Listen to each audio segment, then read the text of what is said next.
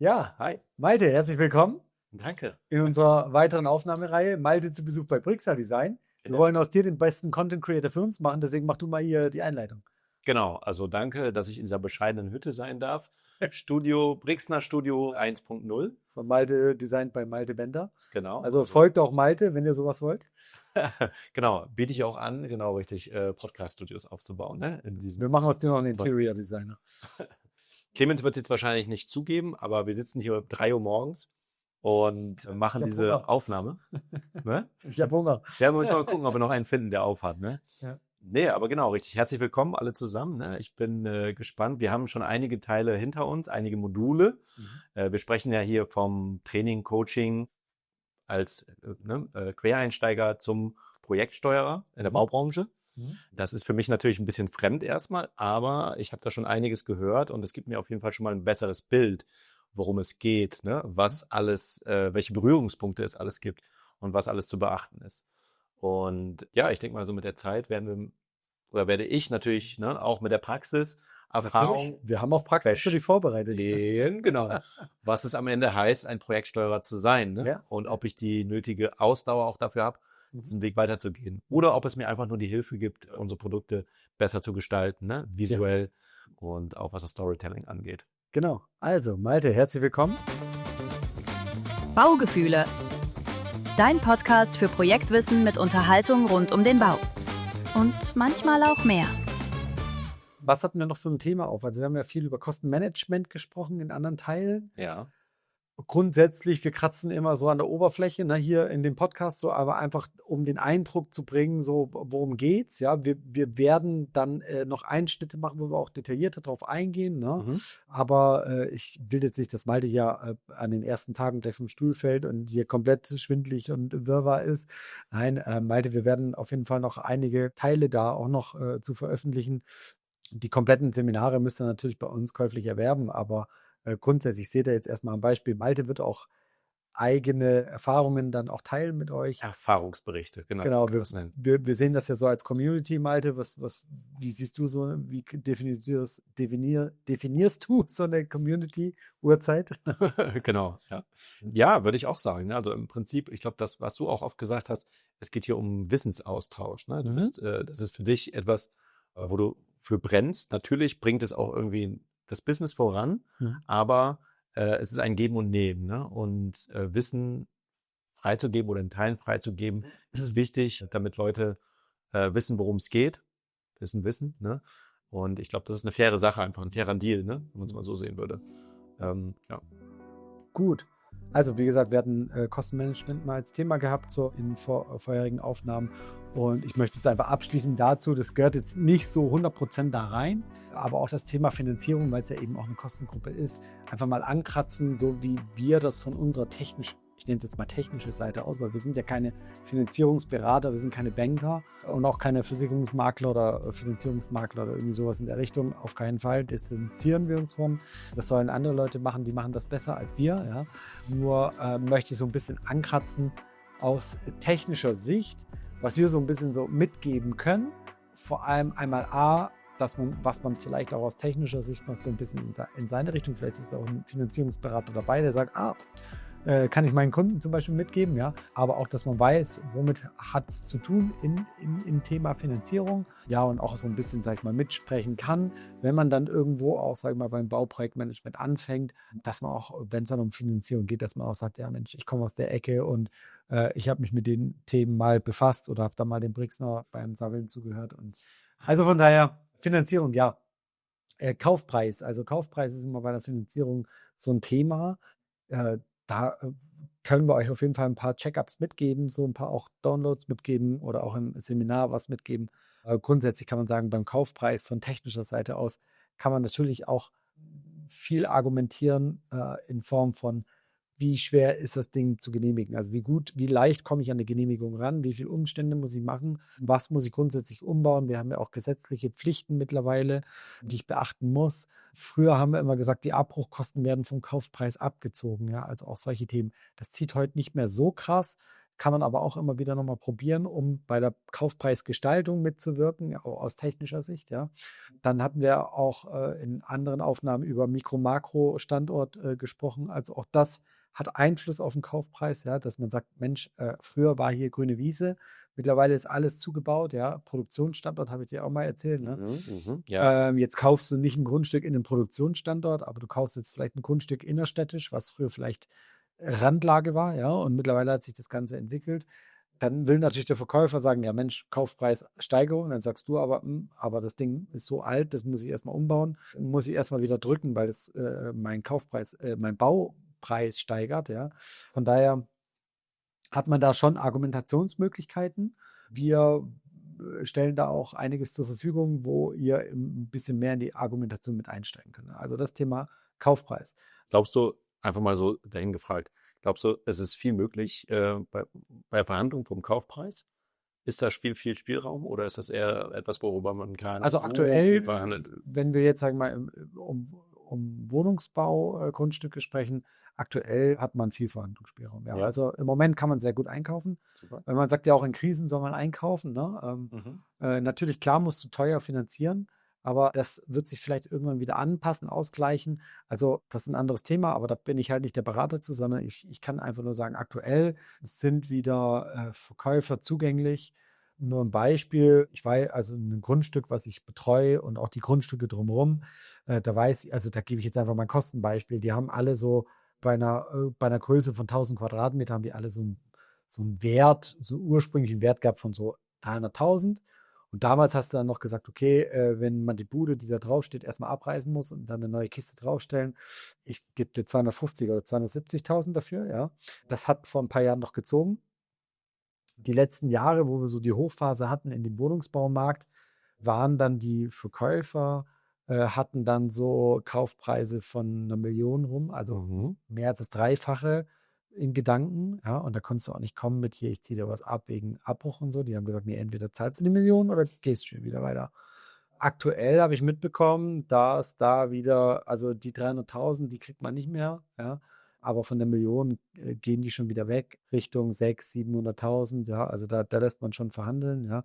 Und also es tut sich schon was, man kann jetzt einkaufen zu ja, wieder besseren Konditionen wie vor 3 Jahren noch. Also wer das Geld hat, einfach mal wieder investieren. Genau, würde ich sagen. ja, genau. So, und bei deiner Finanzierung spielen halt solche Themen mit, Kaufpreis, Bau- und Sanierungskosten spielen mit, ja. Von daher tut es gut mit dem, was ihr hier lernt in den Seminaren, dass ihr natürlich auch damit, wenn ihr selber finanzieren wollt oder für einen Dienstleister beraten, für einen Auftraggeber beratet, ihr beratet nie Finanzierung, sondern ihr beratet aber die KPIs dazu, ja, also dass ihr sagt, okay, was haben wir denn bei der Finanzierung für Baukosten angenommen? Was haben wir denn bei der Finanzierung für Sanierungskosten angenommen? Und da könnt ihr schon sehr wohl dann auch mit dem Wissen, was ihr hier raus mitnehmt, dann schon auch mitreden, könnt auch plausibilisieren und sagen, ist das, was hier angenommen wurde, ist das realistisch, ja? Macht es Sinn, einen Planer einzuschalten, der vielleicht auch das, also hat der Grundstückskäufer selber jetzt irgendwas da, irgendwelche Bau- und Sanierungskosten geschossen? Dann könnt ihr auch hier in die Bücher, die wir vorhin erwähnt haben, oder in die Datenbanken reinschauen und sagen, ist das heute noch State of the Art? Oder ist es eine veraltete Datenbank? Müssen wir hier 5 Jahre mit Baupreissteigerungsindex draufrechnen? Ja? Oder ist der Regionalfaktor überhaupt gleich gewählt, weil der irgendwie aus Hamburg gewählt wurde? Wir kaufen jetzt gerade hier in München ein oder sowas. Ne? Von daher, also ihr werdet dann schon in der Lage sein, Bau- und Sanierungskosten auch schon zu plausibilisieren. Das ist mir wichtig. Und das ist das, was ich aus technischer Sicht verstehe, ja. Zu plausibilisieren und selber vielleicht auch nochmal aufzustellen und zu gucken, wer hat denn diese Kosten aufgestellt, ja. Und vielleicht dann auch demjenigen, den ihr betreut oder euch selber, dann auch mal die Frage zu stellen, lohnt es sich jetzt hier auch einen Architekten zu beauftragen? Also theoretisch könnte es auch Brixner Design sein, ja, dass ihr sagt, hey, Brixner Design, könnt ihr mal hier eine Kaufpreis- oder eine Bau- und Sanierungskosten-Plausibilisierung machen oder eine Kostenaufstellung machen. So. Also auch sowas geht. Baugefühle. Was immer ganz wichtig ist, wo ich immer so ganz viel Wert drauf lege, ist Kosten vor der Finanzierung. Also bevor ihr von der Bank oder bevor euer Auftraggeber von der Bank Geld kriegt, fallen schon Kosten an. Ja, und genau das habe ich, was ich gerade erwähnt habe. wenn ich jetzt jemanden beauftrage wie dich, also ich bin jetzt in dem Fall, wäre ich jetzt Auftraggeber, ja, und du kommst als Dienstleister in der Kostensteuer, in der Projektsteuerung, beauftrage ich dich und sage, ja Mensch, betreue mich mal hier. Das hat schon Kosten vorher, ne? Da kostet mich schon Geld, bevor ich überhaupt Geld von der Bank kriege. Der Architekt auch. Und jetzt kommst du zu mir und sagst, ja, Brixen, du brauchst einen Architekten, du brauchst einen Reinraum, hatten wir ja mal, du brauchst einen Reinraumplaner, ja, der dir mal so grob überschlägig rechnet, ob du 5 oder 10 Millionen brauchst, ja. So, dann dieses Plausibilisieren, bevor du zur Bank gehst, weil du willst dich ja auch nicht blamieren, wenn du zur Bank gehst, ja. Wenn du zur Bank gehst und dir da ein 30-Millionen-Projekt freigeben lässt und das Ding nachher dann doch 50 Millionen kostet und du dann nochmal 2-3 Mal zur Bank gehen musst, das ist ja irgendwie peinlich. Ja. Also es ist eine Investition, die sich rechtfertigt auch, ne? Da gibt es einfach gewisse Kosten, die vor der Finanzierung anfallen, so, ja. Und da werden wir euch auch ein Handout zu geben, ja, dass ihr einfach auch damit was anfangen könnt, so. Und ihr werdet da in der Lage sein, auch dann bei den ersten Projektgedanken sagen zu können, zu euch selber oder zum Auftraggeber sagen zu können, hey, passt auf, da fallen Kosten an, bevor ihr Geld von der Bank kriegt oder Budget vom Chef kriegt oder sowas, ja. Also auch das, ne, also muss nicht immer die Bank sein, es kann ja auch eine Querfinanzierung zwischen Unternehmen sein oder sowas, ja.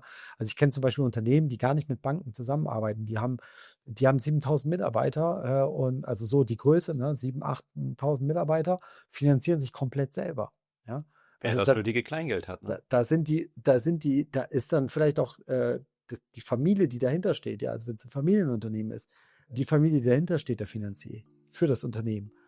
Kenne ich mehrere, ja, also von daher, also auch da die Kommunikation auf der Ebene, ne? Dann ist das Thema Sicherheiten, ja, also wie viel Sicherheiten planst du ein bei deiner Finanzierung? Also du sagst deinem Finanzier, ich brauche die Bau- und Sanierungskosten, ja. Ich habe einen Kaufpreis, also auch Kaufpreiskosten. Ich habe dir die Kostengruppen erklärt, ja. Allein wenn du nach den Kostengruppen gliederst, dann ist schon eine Bank begeistert und sagt, wow, super, ja, mega. Grundstücksanschaffungskosten, ja, Grundstücksvorbereitungskosten, Baukosten, also Bauwerk, Baukonstruktion, dann technische Gebäudeausstattung, also Heizung, Lüftung, Sanitär. Da kommt darunter ja noch Möblierung, Baunebenkosten, ne, mit dem Catering, ja, dem berühmten Catering. Das Catering dürfen wir niemals vergessen. Wichtigste Geschichte. Die Motivationscaterings vor Weihnachten und so weiter, wenn es mal schief läuft, die Handwerker zu motivieren und so weiter, jedem vielleicht auch mal ein kleines Goodie mitgeben, ein Dankeschön oder sowas. Ja, mal schön, ja. Ja, also kannst du auch einfach eine Hähnchenbude vor die Tür stellen und sagen, hier Leute, das haben wir echt gemacht super. Und es ist super, ja. Wenn dann die Handwerker hier mit 2 Hähnchen und 2 Haxen unterm Arm dann wieder hier auf ihre Baustelle laufen und du weißt genau, die knallen die weg. Und ganz wichtig, unsere berühmte Coca-Cola, Fanta, Sprite, ja, frei ausgeben, die lieben das, die nehmen das wirklich flaschenweise mit. Die bringen auch unter Umständen den Pfand zurück, aber selbst wenn die den Pfand mitnehmen, ja, gönn denen das, ja. Also plan das mit ein, ja.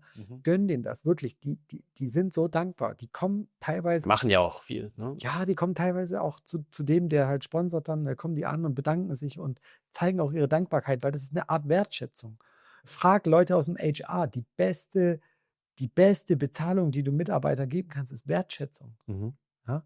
So, kannst du alles mit kalkulieren. So, dann haben wir auch so ein bisschen Thema noch Selbstauskunft, weil wir ja auch so ein bisschen aus diesem Vorbereiten sind. Ich habe dir gerade gesagt, Kostengruppen und so weiter, also auch aus dem technischen Bereich für die Selbstauskunft schon Vorbereitungen mitbringen. Also wenn du jetzt zum Beispiel selber ein Eigenheim finanzierst oder selber Investor bist, ja, oder für einen Investor arbeitest, kannst du aus technischer Sicht auch schon sehr viele tolle Sachen mitbringen, die dann wiederum bei der Selbstauskunft unterstützen können. So, ja.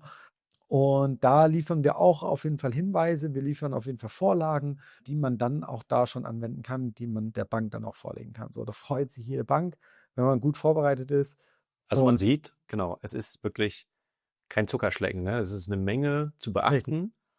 Und man muss wirklich gut vorbereitet sein. So klingt es jedenfalls für mich. Genau. Ne? Man kann es nicht mal eben so machen, sondern da gehört wirklich viel dazu. Genau, und das würde ich jetzt hier auch für das reicht es eigentlich so noch als Abschluss, das Gespräch mit dem Finanzierer, ob das jetzt unternehmensintern ist oder mit einer Bank oder mit der Familie. Es kann auch sein, du irgendwann hast mal eingeschmissen, Mama, Papa finanziert oder irgendwas. Ne?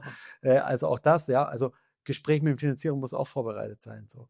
Und wenn dann stichpunktartige Fragen kommen, Ja, hast du dir Gedanken gemacht über Baunebenkosten, über Kaufnebenkosten, also über Grunderwerbsteuer, ne, solche Sachen, auch das, also da werden wir eine Checkliste zur Verfügung stellen. Wir werden uns Fragen stellen können. Auch du wirst uns da nochmal Rückfragen stellen können zu diesen Vorlagen und wirst einfach auch da nochmal Feedback uns geben, und wirst auch einfach gut vorbereitet sein, wenn du halt was finanzieren willst. Ne? Du hast ja selber auch gekauft, ne?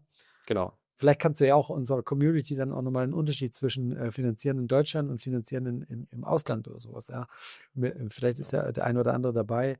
Einfach so einen Link mitgeben. Manchmal ist es auch so ein Denkanstoß. Also ich kann auf jeden Fall sagen, eine Sache schon mal jetzt. Viele weinen ja, dass die Zinsen hochgehen. Ja. Jetzt sinken sie, glaube ich, wieder ein bisschen. Ja. Wo liegt das ungefähr? Bei 2-3%? Ja, so 3%. Genau, richtig. Also Brasilien sprechen wir von ca. 12% Immobilienfinanzierung. Ihr könnt in Brasilien auch kaufen, wenn ihr Lust habt. Ne? Aber ich glaube, da ist man dann wieder froh, wenn man nur so seine 2-3% bezahlt. Ja, richtig. Also unsere Großeltern haben auch so 12, 15, 17%. Ja, also ist mir noch in Erinnerung. Man muss da natürlich auch einen Vergleich stellen. Ich denke mal, in Brasilien ist es auch so, dass du nicht die Baukosten hast. Also du baust da nicht zu den Kosten, die man hier hat. Ne? Genau. Also du kaufst jetzt nicht ein Reihenhaus in Brasilien, also bei einem normalen Wohngebiet von knapp 1 Million. Also ich glaube, da ist es in Brasilien dann doch noch ein bisschen günstiger. Von daher, also das hält dann immer noch so die Waage. Ne? Dann finanzierst du zwar höher, aber deine Baukosten sind weniger. Ne? So, und bei uns ist es so, du finanzierst halt geringer, die Baukosten sind natürlich höher. So, und in den letzten Jahren ist beides angestiegen. Und das hat halt so ein bisschen so den Cut gebracht in der Wohnungswirtschaft. So, ne? Aber wie gesagt, ich bin da jetzt nicht der Pro. Ich will euch nur aus technischer Sicht mitgeben, was ihr da noch bei Finanzierung beachten könnt. Und würde euch noch so ein paar Begriffe mitgeben, dass ihr einfach auch da nochmal hinterfragen könnt, auch nochmal euch selber einlesen könnt. Ihr seid selber verantwortlich für euer Risiko, wenn ihr selber finanziert. Das ist unternehmerisches Risiko. Denkt da immer dran, ihr könnt nie jemanden da in eine Verantwortung ziehen. Deswegen ist es wichtig, dass ihr euch auch selber mit den Themen auseinandersetzt. Und deswegen geben wir euch Begriffe mit, womit ihr euch auseinandersetzen könnt, um einfach auch das Risiko zu minimieren. Ne? In dem Sinne, viel Spaß damit. Und lass das mal wieder sacken, ne, würde ich sagen. Genauso wie ich auch. Wir freuen uns da auf Feedback und auf Rückmeldung. Und wenn du damit dann deine ersten Praxiserfahrungen oder Vergleiche machst, lass uns das wissen und teile das auch mit der Community. Ich werde berichten, genau, richtig. Das wird ja irgendwann mal soweit sein, aber sehr cool. Wir stehen hier noch ganz am Anfang. Ja, ich freue mich drauf. Schön. Ich mich. Wunderbar. Gut. Also wir sehen uns im Bis bald. nächsten Teil. Ne? Genau. Ja, super. Ciao. Ciao.